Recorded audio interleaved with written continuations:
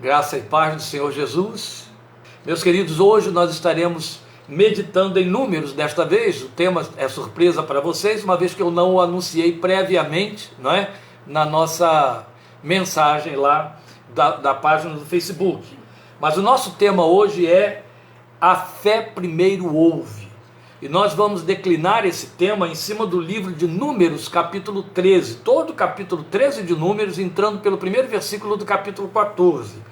E a maneira como vamos expor, aí é uma linguagem mais de técnica de elocução, para que os mais experts no assunto não fiquem incomodados, vai ser na forma de uma palestra, de forma que não vamos estar cumprindo aqui aqueles ditames técnicos de um sermão.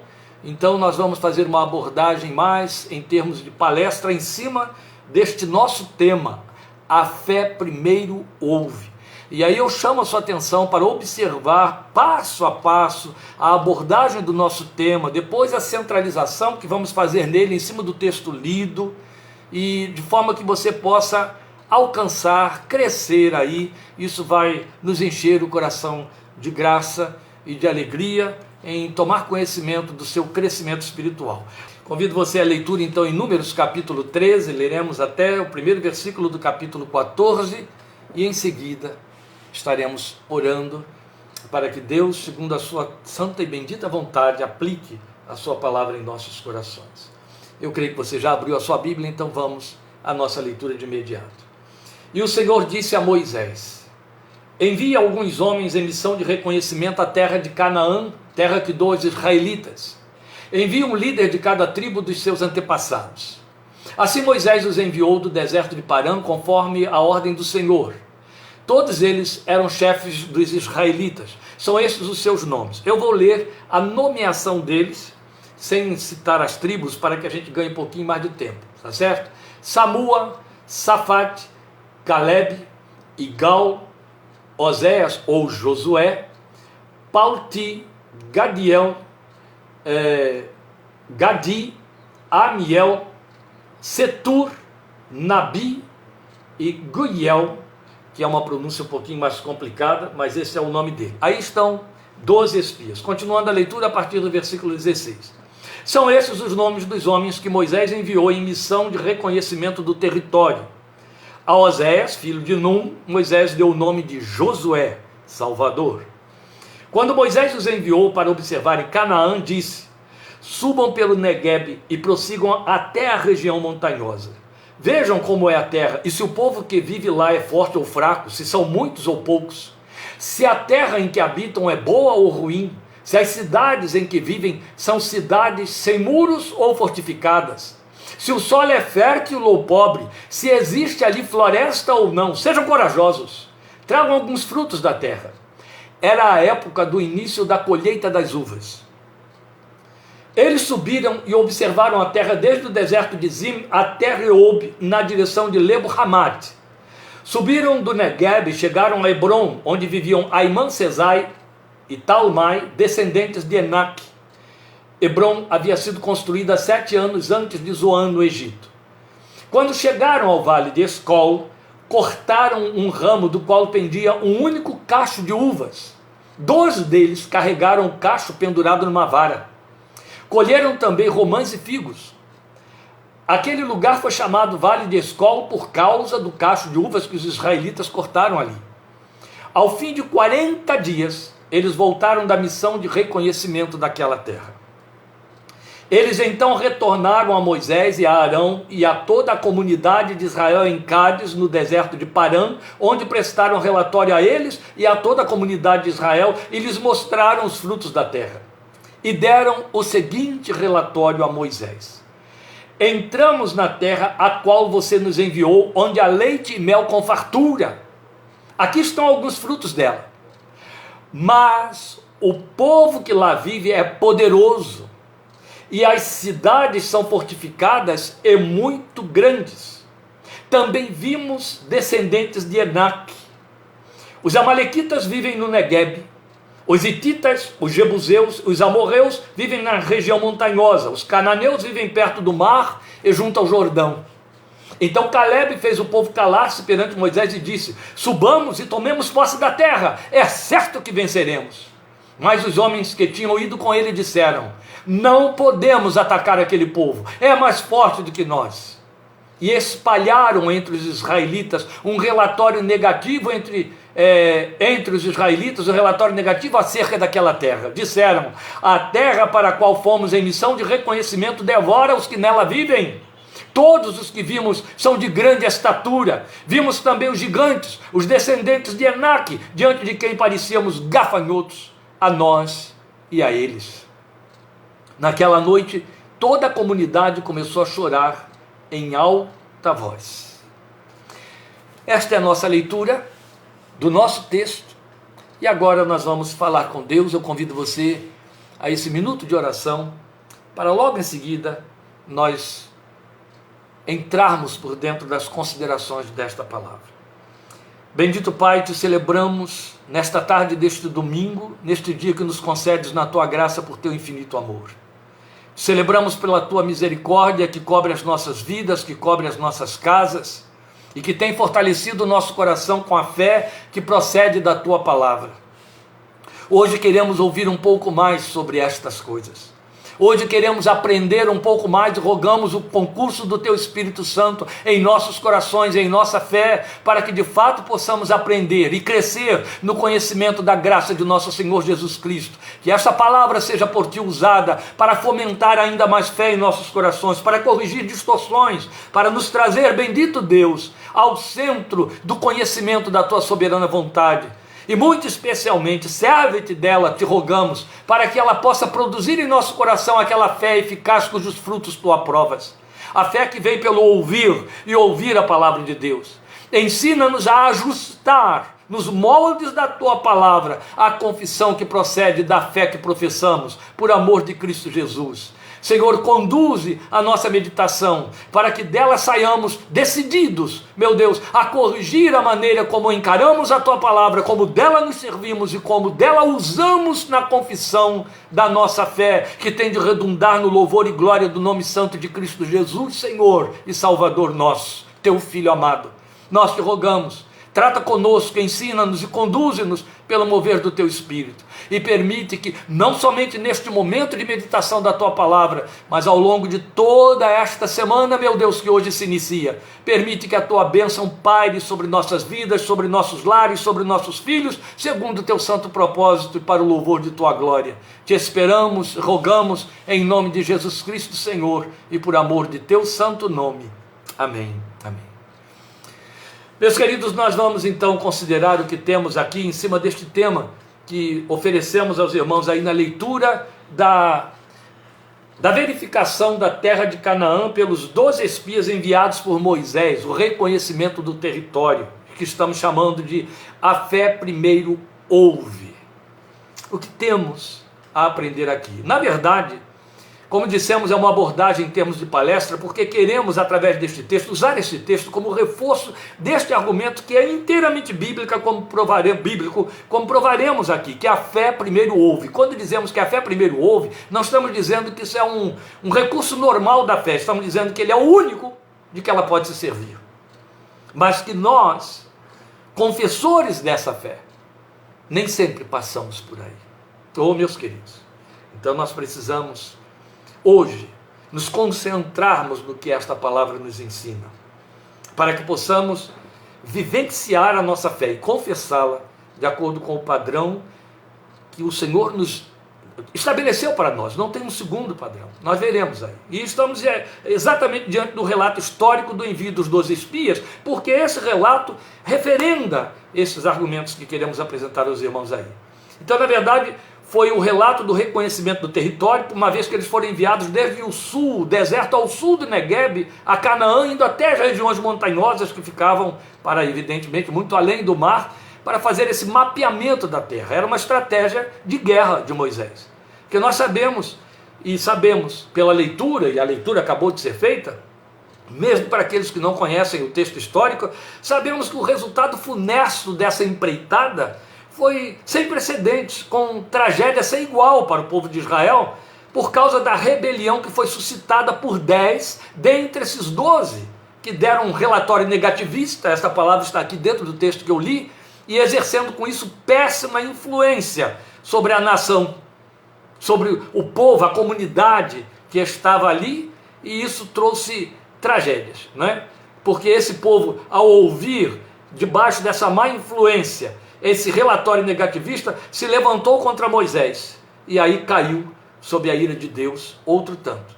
40 dias eles espiaram a terra, e Deus puniu o povo, condenando a 40 anos de peregrinação do deserto toda aquela geração, até que fosse consumida do primeiro ao último, à exceção dos 2 espias fiéis à visão de Deus, Josué e Calebe. Então, para cada dia de espionagem da terra, Deus lhes deu 1 ano de peregrinação no deserto, até que aquela geração de murmuradores perecesse.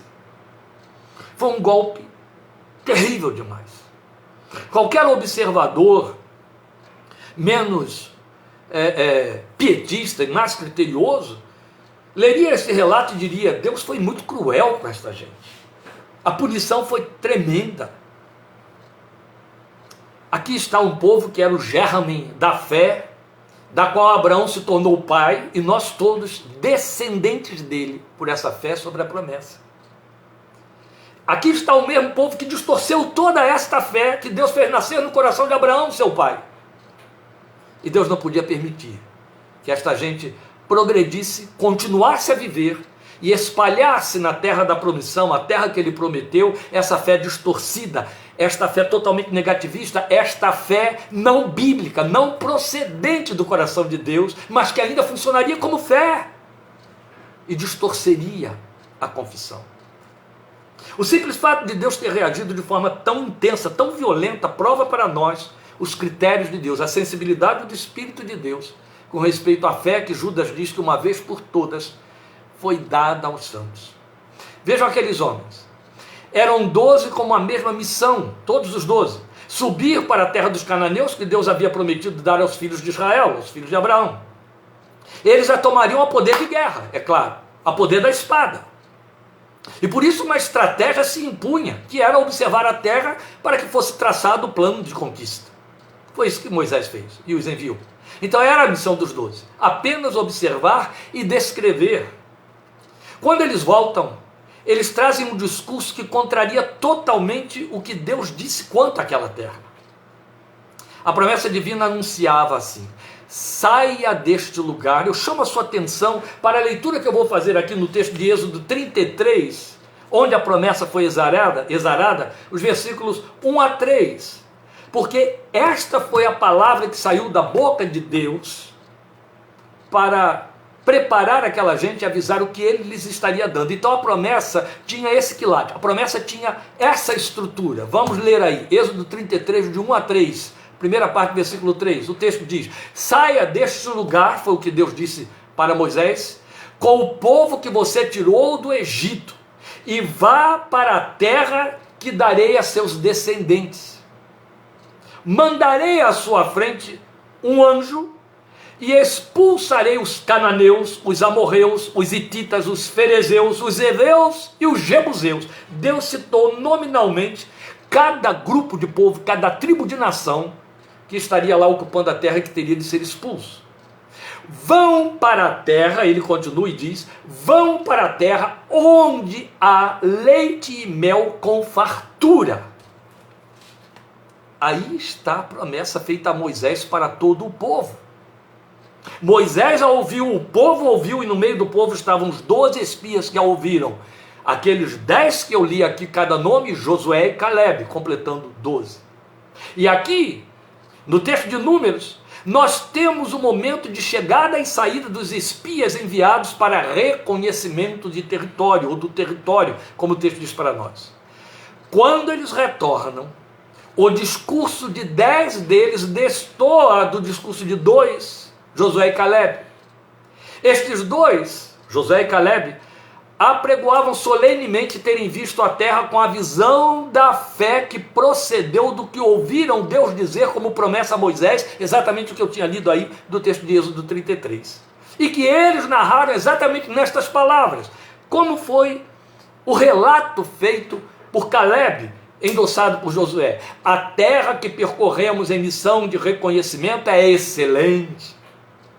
Se o Senhor se agradar de nós, Ele nos fará entrar nesta terra onde há leite e mel com fartura e a dará a nós. Eles não ficaram nisso. Quando os 10 apresentaram o seu relatório totalmente contraditório, eles reforçaram, eles insistiram e disseram: Deus deu aquele povo como nosso pão e nós venceremos. Mas o povo não os quis ouvir. É interessante, chama a sua atenção para isso, que entre o que o próprio Moisés ouviu e o povo, Deus dizer, que está lá em Êxodo 33, e o momento em que Moisés envia os 12, Moisés faz uma repetição da promessa e coloca uma porção de ser, vejam ser, que abriu o espaço para a dúvida. Então eles ficaram entre ouvir Deus e ouvir o líder que Deus pôs sobre eles. Eles preferiram dar ouvidos ou espaço às dúvidas levantadas pelo próprio enunciado do líder. Uma coisa é ouvir o líder, outra coisa é ouvir o Deus do líder. E Josué e Caleb preferiram ficar com a mensagem ouvida do próprio Deus, do líder. Mas vamos continuar aqui. Eles reproduziram, Josué e Caleb, como que viram textualmente do que ouviram. Contra este discurso da fé que procedia do que ouviu, a fé ouviu, nós temos o discurso desastroso então daqueles demais 10, quando eles dizem: entramos na terra a qual você nos enviou, onde há leite e mel com fartura. Eles viram, eles colheram aquele cacho de uvas imenso. Aqui estão alguns frutos dela, eles disseram, e entraram com uma adversativa. Mas é onde eles optam pelo que vem, já com brechas abertas pelos C de dúvidas, ou de hipóteses minimamente hipotéticas, levantados por Moisés. Mas o povo que lá vive é poderoso, e as cidades são fortificadas, e muito grandes. Também vimos descendentes de Enaque, e continuaram: não podemos atacar aquele povo, é mais forte do que nós. E aí espalharam entre os israelitas esse relatório negativo de tal maneira acerca daquela terra, que pôs o povo em pânico. E eles disseram: a terra para a qual fomos em missão de reconhecimento devora os que nela vivem. Todos, ó como generalizaram a primeira visão que tiveram, todos os que vimos são de grande estatura. Vimos também os gigantes, os descendentes de Enaque, diante de quem parecíamos gafanhotos, e nós a eles. Que tragédia! Era um relato de 10 contra o relato de 2. E o povo que estava aguardando esse relatório depois de 40 dias, quem sabe com muita ansiedade, fazendo planos e planos.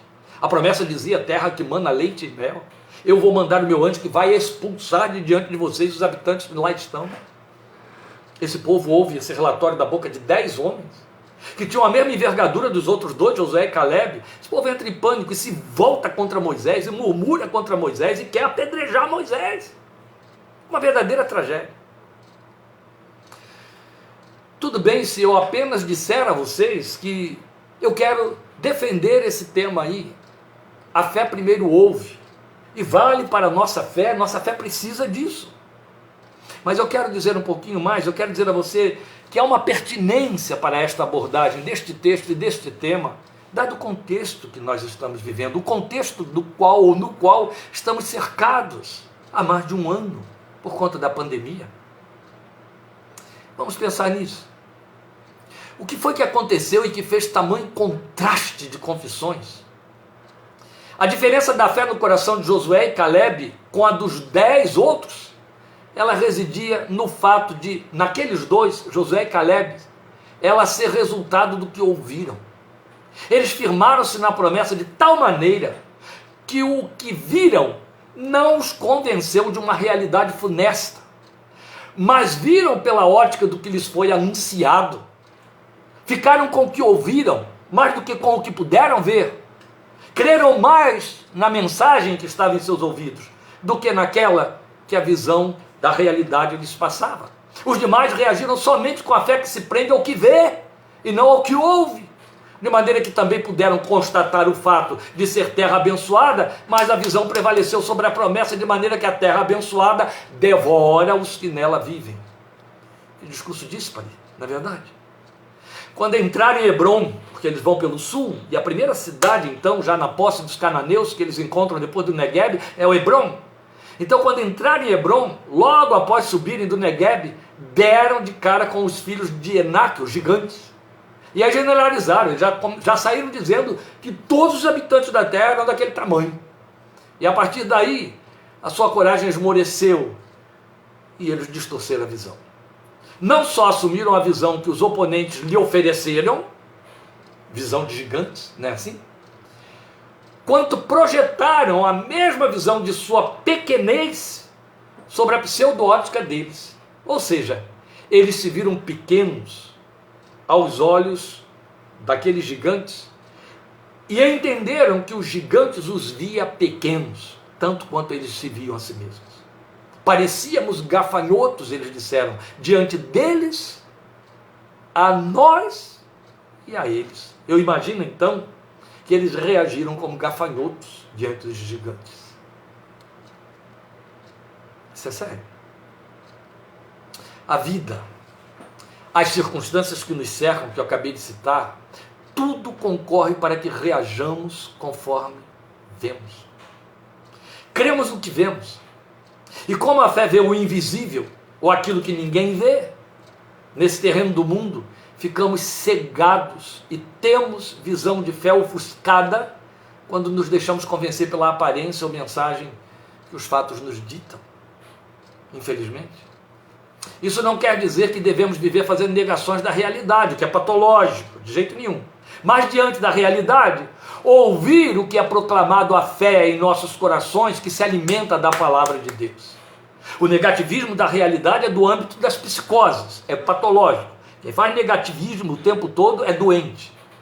A fé não nega a realidade, mas enfrenta com o poder e propósito de transformá-la. E é exatamente isso que Josué e Caleb nos provam com o seu discurso de confiança na promessa divina. Eles não estavam negando o que eles viram. Eles negavam o efeito do que viram, porque eles criam no que ouviram e sabiam que pela fé podiam inverter todo aquele processo com certeza. Se a semelhança de Josué e Caleb nós procuramos primeiro ouvir, tomamos posse da visão que a fé produz. E ainda que diante de fatos convincentes, a fé prevalecerá pela visão espiritual que a alimenta. Porque se trata de ver segundo a ótica de Deus, do mesmo Deus que sempre avisou o seu povo de antes e de agora, agindo eu, quem impedirá? Outro tanto, o Filho de Deus, autor da fé, e eu vou repetir esse título de Jesus aqui, quanto necessariamente for, outras vezes, o Filho de Deus, o autor da fé, proclamou: no mundo vocês terão aflições, mas tenham bom ânimo, pois eu venci o mundo. Aleluia. Foi o autor da fé quem disse isso. Um exame mais acurado da narrativa deste texto nos traduz lições imperdíveis para um exercício de fé que agrada a Deus e que conta com o seu poder e graça. Então vamos a ele, a este exame. Nós podemos sintetizar tudo num único desdobramento. Aqueles espias de coração duro, os 10 oponentes, inverteram um processo espiritual que não pode ser invertido sem que isso se traduza em consequências funestas, como eles vivenciaram. Eu vou reforçar o que eu estou dizendo. Eles inverteram um processo espiritual. Estou chamando de processo espiritual. A Bíblia nos apresenta leis espirituais que são imutáveis, que nós chamamos de absolutos de Deus. Essas leis não podem ser mudadas, não vão mudar. Não acha uma curva para livrar alguém que as infringiu, como por exemplo, Paulo nos diz em Gálatas, textualmente, chega advertindo que devemos temer a Deus, quando ele diz: o que o homem semear, isto ele ceifará. Essas leis espirituais não podem ser invertidas. Essas leis espirituais não fazem curvas, não sofrem suspensão, porque Deus não tem o caráter baixo do ser humano decaído. Não. As leis espirituais são imutáveis. E um processo espiritual, que é uma lei espiritual, que não pode ser invertido sem que isso se traduza em consequências funestas, como aqueles homens vivenciaram, é esse processo que não pode ser invertido de que eu vou falar agora. Qual seria então esse processo irreversível e inegociável? Bem, devo dizer irreversível porque ele traz em si mesmo uma consequência imediata, própria de sua natureza. É como a lei da semeadura, semeou, colhe, semeou, colhe. Então ele é irreversível por isso, ele cumpre uma lei espiritual. E é inegociável, porque tem a ver com os absolutos de Deus, porque Deus não abre mão dele a nosso favor. Se Deus tiver de suspender suas leis espirituais sempre que nós as infringirmos para nos poupar, ele estará e estaria investindo no caos. Por isso foi ele mesmo quem disse: eu, o Senhor, não mudo, e por isso vocês não perecem, ó filhos de Israel. Isso é sério. Porque imagine, ele deixaria de ser nosso padrão, nosso modelo, nossa regra, nosso objeto de confiança absoluta e inquestionável. Ele sofreria variações e mudanças. Tiago diz para mim e para você, falando sobre fé, que toda a boa dádiva desce do alto do Pai das luzes, em quem não há mudança, nem sombra de variação. Por isso ele é um Deus para ser temido. Por isso que a fé teme a Deus. Ela o ama e teme. Ela o teme e ama. Mas o temor trabalha junto. Às vezes eu ouço crentes orando desse jeito, ou discutindo, argumentando, vou botar entre aspas porque isso chega a ser ridículo, negociando diante dos meus ouvidos, como se eu fosse um representante de Deus, sacerdote dele, com livre acesso para fazer determinadas mudanças a favor dele. Lamentavelmente, meus irmãos, eu ouço isso, sei que outros pastores também ouvem o crente dizer, chega a dizer assim: eu sei que a Bíblia diz, mas, quer dizer, a Bíblia diz isso, mas no meu caso eu não quero que se cumpra, porque a Bíblia diz que é desta maneira que Deus age, mas isso não existe. Isso não existe. Nós não servimos a um Deus que elege privilegiados e que consente com o desmoronamento moral, posicional, confessional dele e suspende a lei que diz: se semear, colhe, se semear, colhe. Não existe isso. Ele tem de ser temido, temido, o tempo todo. Amado, temido e amado. Esse processo está sedimentado nas Escrituras do Novo Testamento, com fundeação lá no Velho Testamento, que eu vou mostrar aos irmãos daqui a pouco. Quando prescreve que a fé resulta de ouvir e não de ver. Daí o apóstolo Paulo haver ensinado: andamos por fé e não pelo que vemos. Você sabe disso, eu também sei, nós todos sabemos disso. Essa tentação contínua que a nossa natureza tem de querer se garantir com visibilidades. Queremos dar visibilidade à fé, queremos sinais, queremos muletas, queremos uma profecia, queremos uma revelação, queremos uma certeza para que a gente possa confiar com garantias. Eu costumo chamar isso, e posso provar que é um fato, que é a nossa necessidade carnal de exercer controle até sobre Deus. Isso não nos leva a lugar nenhum, não funciona no céu, nas dimensões espirituais. Andamos por fé e não pelo que vemos, a Bíblia diz. Mas bem antes de Paulo, o Senhor Jesus, autor e consumador da fé, ele ditou o princípio que rege a fé quando ele declarou: se creres, verás a glória de Deus. Percebe as instâncias, como elas mudam? Qual é a primeira instância? Crer. Se creres, a segunda instância vem: verás a glória de Deus. Foi o que ele disse para Marta, consideramos aqui domingo passado. E isso tem reforço paralelo na palavra que ele mesmo deu a Tomé, lembram? Porque viste, Tomé, creste, bem-aventurados os que não viram e creram. E aí arremata dizendo: ser crente e não incrédulo. Ele estava dizendo a Tomé: essa fé que crê porque viu é a fé do incrédulo. Foi isso que Jesus disse, meus queridos. Está lá em João capítulo 21, 20. Outro tanto, o princípio continua a sua sedimentação nas palavras de Paulo em Romanos 10, 17. É um texto que exaustivamente eu gosto de repetir para os filhos de Deus.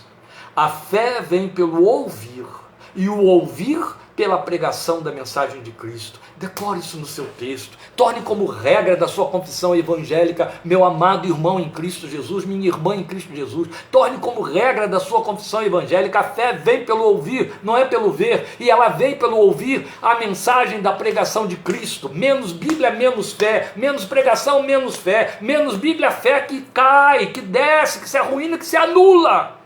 Fé que vai se alimentando daquilo que não a sustenta, porque ela só procede da palavra de Deus. Quanto menos você atentar para a palavra, menos fé haverá no seu coração, meu querido. A fé vem pelo ouvir, essa lei não vai mudar nunca. E o ouvir pela pregação da mensagem de Cristo. Atende para isso. Aí está o princípio que não pode ser removido nem invertido. Se atendido, ele resulta em bênção. Se invertido, ele tem compromisso com a maldição ou com a ausência da bênção. A fé, portanto, só vê a partir do que ouve. Se ela ouvir, ela verá, porque aí ela crê. E não só ela não pode servir-se da visão antes de ouvir, quanto é imprescindível que ela saiba bem o que está pronta a ouvir e ouvir com o coração. Eu volto a Paulo, ele dilata isto para nós como reforço maior, em Romanos 10,14. Eu quero que você participe comigo agora desta leitura de Romanos 10,14, passo a passo, porque é muito importante você perceber o anúncio que a palavra de Deus está dando como referendo do que foi dito em 10,17. Como, pois, invocarão aquele em quem não creram? Como crerão naquele de quem não ouviram falar? Como ouvirão se não houver quem pregue? Olha só, eu vou repetir o texto de Romanos 10,14. Como invocarão aquele em quem não creram? Não podem invocar se não creram. Mas vão crer como, Paulo está dizendo? Se não ouviram falar a respeito dele. O que estabelece o quê? Eu só posso crer a partir do momento em que eu ouvir. Como ouvirão se não houver quem pregue? De onde conclui-se então? É a lógica que primeiro eu preciso ouvir para depois crer e então clamar. Porque o meu clamor tem que proceder de fé. Paulo já disse em Romanos 14 que o que não procede de fé é pecado. Quem conhece Bíblia já repetiu aí comigo. Entende? É típico do exemplo que nos é dado na Bíblia pela mulher que sofria 12 anos de hemorragia, da qual tratou-se extenuantemente, vindo a perder todo o dinheiro e forças, até que ouve falar de Jesus. Vá para sua Bíblia, no texto de Marcos, isso está repetido em Lucas, leia com atenção, é muito bonito, em Mateus também. Ela ouve falar de Jesus, e segundo o que ouviu dizer, ela tomou uma decisão de fé no seu coração. O que ela disse? Se tão somente eu tocar em suas vestes, eu serei curada. Meu Deus, alguém que gastou tudo que tinha com médicos, indo de mal a pior, na linguagem de Lucas, ainda assume que se tocar nas vestes desse rabi milagroso que está por aí, que ouviram falar, de que ouvi falar, disseram que ele cura, que ele é poderoso, que ele é filho de Deus. Se tão somente eu tocar nas vestes dele, eu serei curada. É uma decisão ousada, mas ditada por uma fé procedente que resultou em bênção eficaz e sem medida, porque ela ouviu e creu no que ouviu.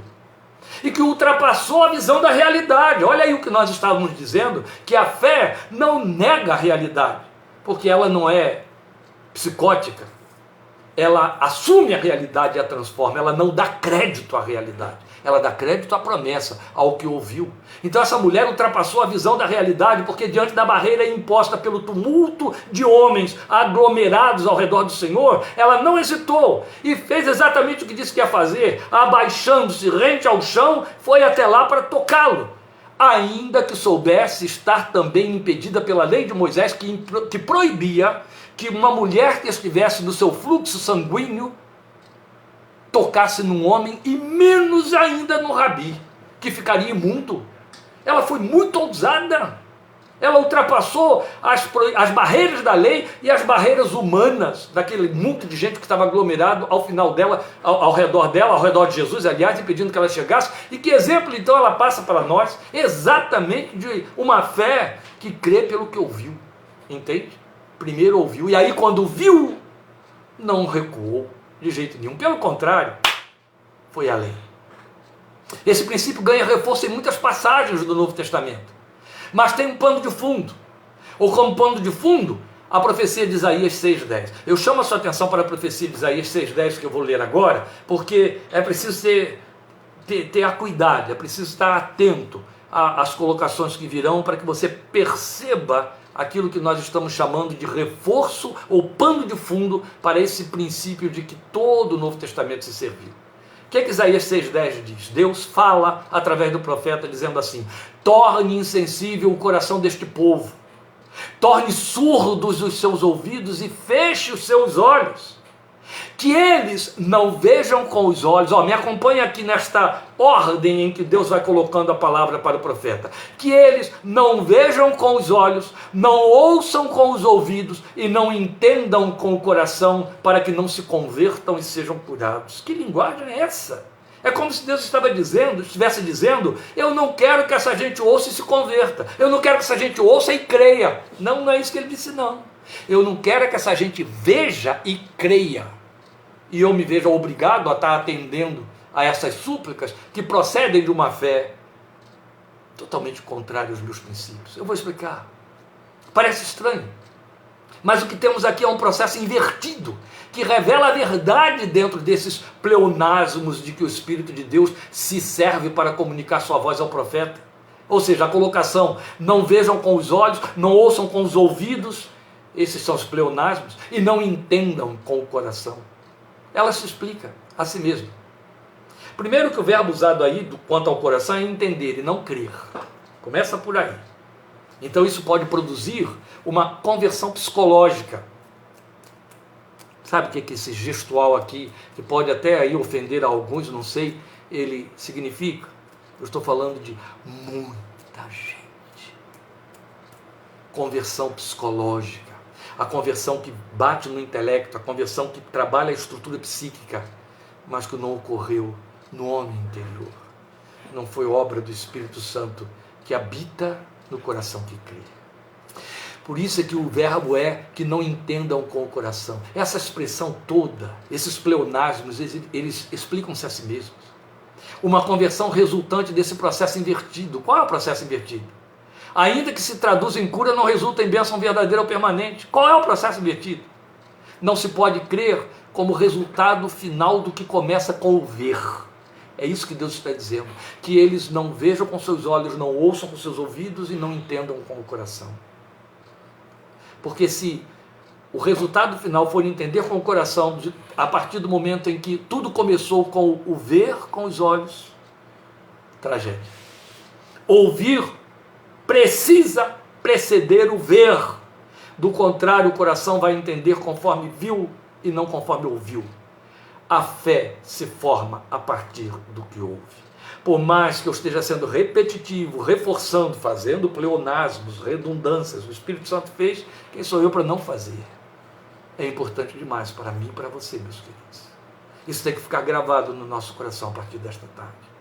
A fé tem de reagir ao que ouve e não ao que vê. Mas constantemente nossa estrutura e natureza carnal nos impelem na direção desse credo invertido. E não faltam púlpitos que carregam nele, produzindo discípulos da fantasia, da magia com o nome de fé. Quando nós oferecemos a visão no lugar da audição para crer, confessamos um credo que pode até ser cultico, mas não bíblico. Nós insistimos em ver para crer porque isso não nos compromete com o confiar. Por isso é que a fé é moral. Antes de ser fenomenal, ela é moral. E não sei se ela há de ser e se tem compromisso com o fenômeno, de jeito nenhum. E o credo que Deus nos revelou pela sua palavra investe no ouvir para crer. Porque entre ouvir e crer e ver, reside a esperança, que é o mais sublime fruto que o coração humano pode apresentar a Deus sobre a sua palavra. Lamentavelmente, nós vivemos em meio a uma geração que está sobrecarregada de imagens, dos multicoloridos outdoors aos apelativos das mídias tridimensionais. A geração de nossos pais, ela viveu de ouvir. Eu estou falando dos que fazem parte da minha geração. Então, a geração dos nossos pais, este maravilhoso mês de abril que vai chegar, eu vou estar entrando nos meus 66. Então, eu estou muito à vontade para dizer isso que eu estou afirmando aqui agora. A geração de nossos pais viveu de ouvir muito tempo antes de ver imagens. Por isso se revelou mais robusta, mais perspicaz, mais tenaz que a nossa. Mais pronta a analisar e imaginar. A geração da minha primeira década de vida, ela só conhecia o ouvir. Para usar uma mídia de imagem, ela precisava ir ao cinema ou tinha de procurar a imagem em revistas, onde teria de ler. E por que isso é importante? Porque trazemos lentes que ocupam nossas mentes, editam pseudo-verdades a partir da visão que nos passam. Ouvir produz os símbolos da fé necessários para que essa visão resultante desse ouvir seja segundo o Espírito de Deus e não segundo o nosso desejo e intenção. É uma lei natural, meus queridos, antes de ser espiritual. Ela já existe no mundo natural. Todo ser humano entende a vida a partir do que ouve de sua mãe, que o embala enquanto ainda é neonato. É o que está acontecendo com o meu netinho. A psicanálise bioniana é uma corrente da psicanálise freudiana, de Bion. Ela já preconizava, a partir das investigações desse estudioso, Bion, que o neonato ele começa a compreender a realidade das coisas a partir da simbolização mental que se cria derivada do discurso da mãe que o embala ali no seu ouvidinho. E agora ele não disse só isso. Ele deixou muito claro que a criança, a inteligência humana, só estará apta, só tem capacidade de se desenvolver, de ser analista não é de sistemas, analista, de fazer análises, só tem capacidade de absorver as circunstâncias, sobreviver às frustrações, se passar por esse processo das simbolizações criadas pela mãe no seu ouvir, quando ele ainda não conhece a voz humana. Por isso é que quando se fala da língua natural, da língua original, a gente fala de língua materna. Por que se chama língua materna? Ah, eu sou brasileiro, então minha língua materna é o português. Ah, eu sou britânico, então minha língua materna é o inglês. Por que se fala de língua materna? Porque foi o primeiro som, a primeira simbolização oral que o nosso cérebro captou através dos sons emitidos pela mãe. Os sons de carinho, o balbucio ao brincar, a expressividade de coisas. A mãe dá símbolo. A mãe chama água de água. A mãe chama o leite de mamadeira, a mamadeira de leite. E isso forma na mente, na formação, na estruturação da formação de trilhas neuronais. Isso forma o espaço aberto para a capacidade da inteligência, da racionalização e da compreensão da vida. Ora, se isso é natural, se a psicologia que não tem compromisso com o reino de Deus é ateísta, é uma lei, é uma ciência fria, ela tem a capacidade de perceber tal coisa e comprovar. Imagine as leis espirituais. O ouvir produz o subsídio mental necessário à aceitação do fato, quando diante dele, pelos sentidos, de que a mente e o cérebro vão se servir. Isto vale para a fé, para o espírito do homem, tanto quanto para a sua estrutura intrapsíquica. E aí me permitam, quase que transgredindo aqui a proposta de uma palestra, e o tempo já esgotou, mas eu já vou terminar, meus queridos. Me permitam colocar desta maneira: quem faz este papel da mãe para o neonato, quando eu e você somos neonatos na fé? Quem nos embala? Quem traduz as palavras do alto para o nosso coração? O Espírito Santo de Deus. É Ele que faz esse trabalho de maternagem na Trindade, entende? Deus Pai, Deus Filho, Deus Espírito Santo. O Espírito Santo é que faz esse trabalho de maternagem. Ele embala, a Bíblia diz isso, Ele consola, Ele guia toda a verdade, Ele te ensina todas as coisas. Foi Jesus quem disse isso, que seriam as tarefas dEle, as funções dEle. Ele nos guiará toda a verdade, Ele traduz a verdade de Deus para o nosso coração. Aleluia! É perfeita a palavra de Deus. Por isso que eu a amo tanto, eu espero que você a ame mais do que eu. Ela é perfeita, entende? Ele joga essas simbolizações no nosso coração, entende? Quando a palavra de Deus chega e diz assim: Deus amou o mundo de tal maneira, e o Espírito Santo chega lá dentro de você e diz assim: Ele está falando de você. Bota seu nome aí, o mundo é você. Perdoem, permitam, eu vou vazar aí alguns minutinhos, mas eu não posso deixar você perder essa riqueza. Quando eu evangelizava em João Pessoa, isso mesmo, de Jane, o Shema de Israel, ouve, ó Israel, o Senhor teu Deus é o único Senhor, e o Espírito Santo traduz isso em nossos corações. Obrigado pelo adjutório, querida Djane, missionária, lá de Olinda, participando conosco, minha amada. Quando eu evangelizava nas ruas de João Pessoa, estou falando de 40 anos atrás, nós íamos movidos, obrigados pelo Betel brasileiro, fazer evangelização de rua, toda quarta-feira. Mas aos domingos estávamos em nossos campos de trabalho para fazer estágio. E eu amava evangelizar. E havia uma equipe de evangelismo na igreja onde eu estava estagiando que amava evangelizar tanto quanto eu.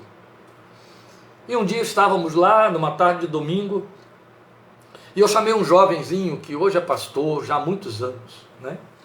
Que já deve ser avô. Eu chamei um jovenzinho, Daniel, para ir evangelizar comigo. E lá fomos nós. Batemos na casa de uma senhora, cujo nome era Maria, um nome tão universal, né?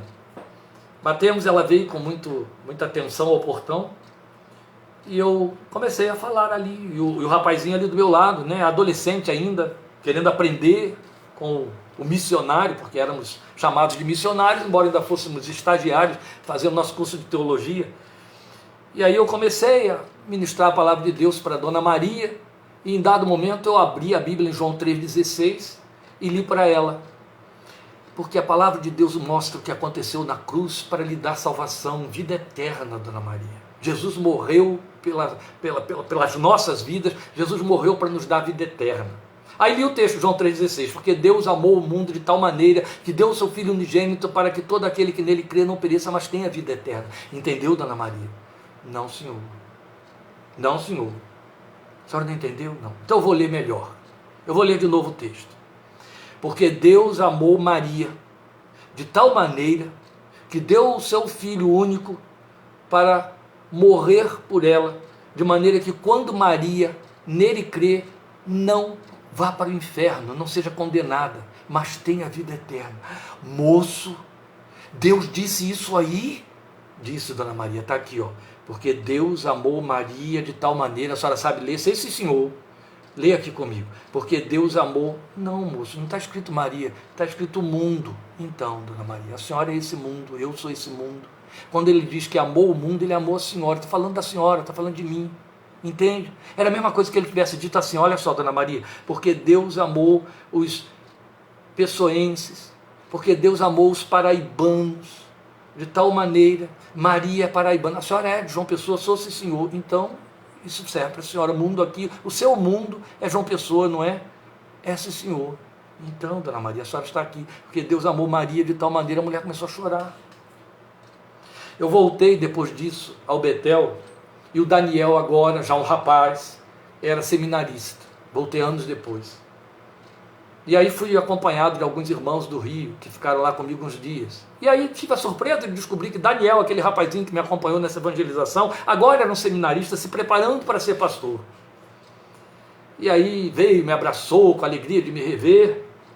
E não perdeu tempo, imediatamente chegou para os meus dois acompanhantes e disse, eu tenho uma marca na minha vida que eu nunca vou esquecer e que me trouxe para dentro desta casa. Aí eu fiquei olhando. Um dia eu saí para evangelizar com este pastor, este irmão. Naquela época ele estava fazendo o que eu estou fazendo hoje, estudando aqui dentro. E ele abriu a Bíblia para uma mulher,